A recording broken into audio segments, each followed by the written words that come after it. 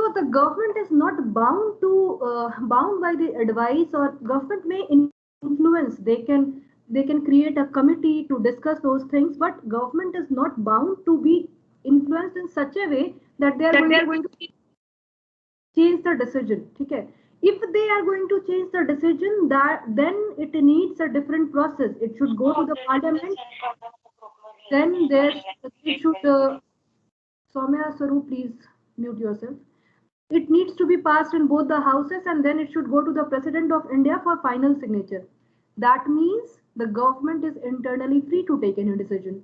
Also, in order to determine our relations with different countries, or our take on any international issues, no international organization, whether it is United Nations, no foreign nation can impose us or can pressurize us to take any decision. So that was the meaning of sovereignty. So just because many students don't belong to political science or law, that's why I needed to take this explanation. So this assembly, they elected its president and one president and 8 vice presidents every year, and for taking decision in certain matters, unanimity was required. And usually the assembly held its session only once in a year in the month of September. Now the assembly had 3 major functions, that is elective functions, deliberative functions, and power of amendment.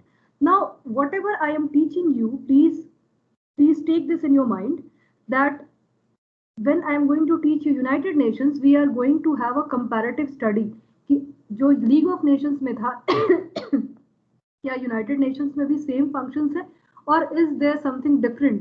तो different है तो कहाँ पे है? Okay, so assembly had 3 major functions, that is elective functions.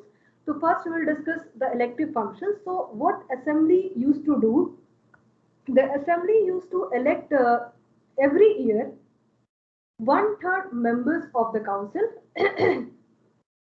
Also, they used to elect with the consent of council 15 judges of the permanent court of international justice, and if new members wanted entry into the League of Nations,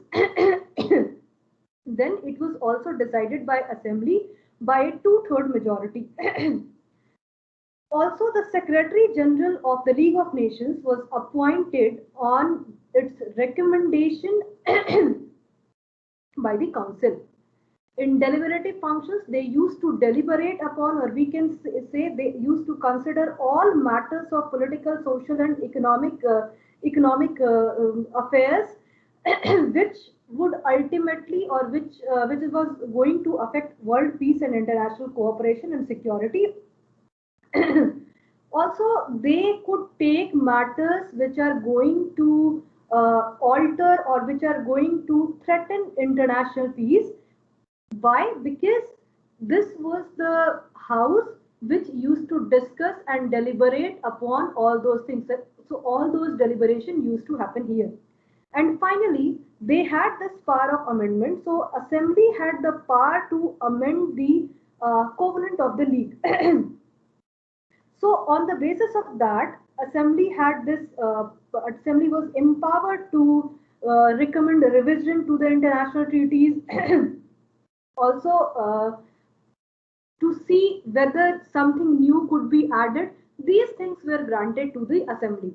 Now coming to the major other principal organ of the league, that was council, where assembly में सारे लोग was members. Council had a different composition. Council, you can consider it like the Security Council of the United Nations. And अभी United Nations Security Council का जो composition है, उसमें कितने members हैं आपको पता है? Are you aware about this?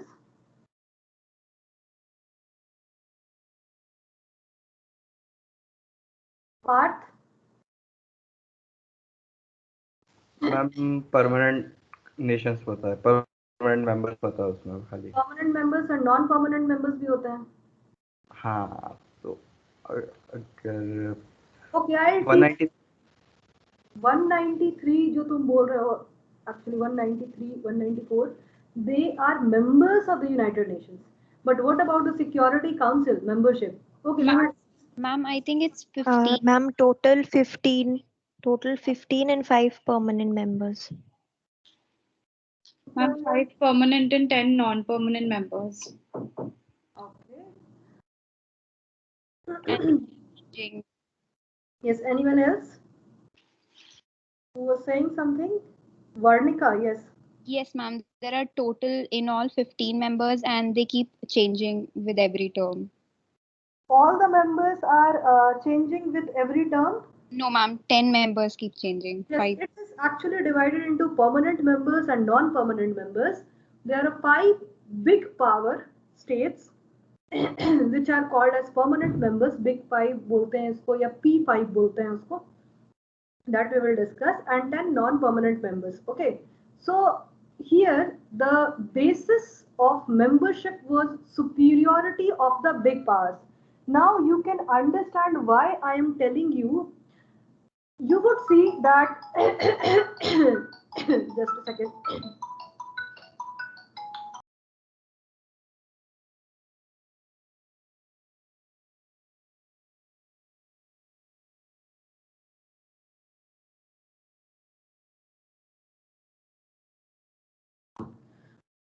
So now you would look into the members, if you look into the membership. So there were 5 permanent members which was given permanent membership, that is America, Britain, France, Italy and Japan. That means you could see the discrimination which Germany was facing. Why Germany became a permanent member in 1926. US did not join. Why? Because the Senate did not agree, so they did not become the member. Soviet Union was admitted in 1934, and you can see all those members, that is US, Britain, France, Italy and Japan, जिसको भी permanent membership दिया गया था, they were like all those power who belong to victor's side. Vanquished side say no one was given the seat. So this is ultimately going to take another action in future, and Germany is looking after all these things, that Germany is preparing itself for another war. 4 non-permanent members were elected for a period of 3 years, and the first 4 non-permanent members were Spain, Greece, Belgium and Brazil. It held 3 meetings every year, but if matters of concern arose, in that case they held meetings more than 3 meetings in a year. The presidency rotated in successive session among the delegates of council members in alphabetical order. Again, see, of the names of the countries in French, not in English, not in any other language, but French. And decisions were taken unanimously, and all of them enjoyed veto power.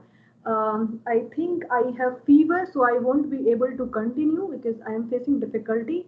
I am so sorry for today. अगर मेरी तबीयत ठीक हो जाती है, then we will meet on Wednesday. Okay, sorry for today. I can't continue. Thank you so much.